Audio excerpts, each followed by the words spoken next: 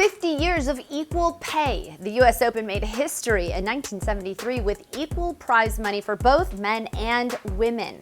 Eliza Wascoat explains how the Open paved the way for women's sports and how they are continuing to lead by example. Plus, we are looking ahead to Championship Sunday in New York. The break, it starts right now.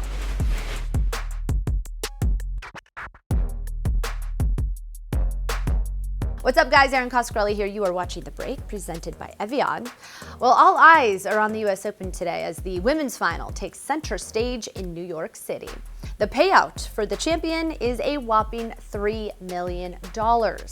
Women's tennis is a well-known money leader in pro sports. Back then, in 2022, 7 of the 10 highest paid female athletes in the world were tennis players. And that is in large part due to the fight for equal prize money in tennis. I'll let Eliza explain.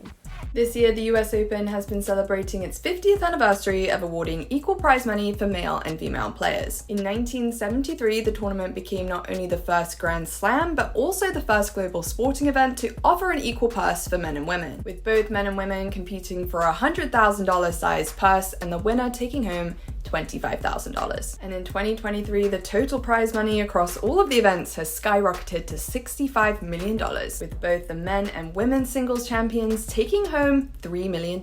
Much of the credit for the US Open awarding equal prize money is given to legendary player and co-founding member of the WTA, Billie Jean King, who relentlessly campaigned for equal opportunity, equal pay, and still does her part today to ensure that equal pay is offered not just at the Grand Slams, but all tournaments. But what I think is also so important to talk about is equal representation of women when it comes to tournament organization and leadership. And right at the very top of that list is Stacey Allaster, who is the first ever female chief executive of the USTA and back in 2020 was named as tournament organizer for the US Open. She's not just the first woman to hold this position in the tournament's 140-year history, but the first woman to hold this position at any of the Grand Slams. When she was appointed to the role, she said she hoped that it would inspire more women to look for opportunities in the male-dominated world of professional tennis. She's a great champion of women's tennis, having previously headed up the WTA between 2009 and 2015, where her leadership generated approximately $1 billion in revenue for female athletes and made sure over 2,000 matches were televised annually. Stacey is leading the way for female executives not only in tennis, but in the world of sport, and her contribution shouldn't go without recognition.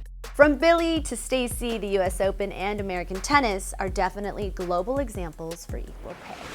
Some champions have already been crowned, but we still have one day of Grand Slam tennis left. Let's take a look ahead to Sunday at the Open. The men's singles final, well, it is a repeat of the 2021 U.S. Open men's final as Novak Djokovic takes on Daniil Medvedev. Daniil got a straight set win that year to deny Novak the calendar Grand Slam. And this year, he is coming off a win over world number 1 Carlos Alcaraz, and he seeks his second major title. He will have to get through an in-form and soon-to-be world number 1 Novak Djokovic.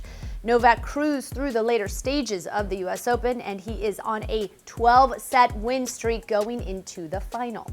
They've played each other 14 times before, Novak leading the head-to-head 9-5, but it is Daniil who won their most recent match in Dubai this year.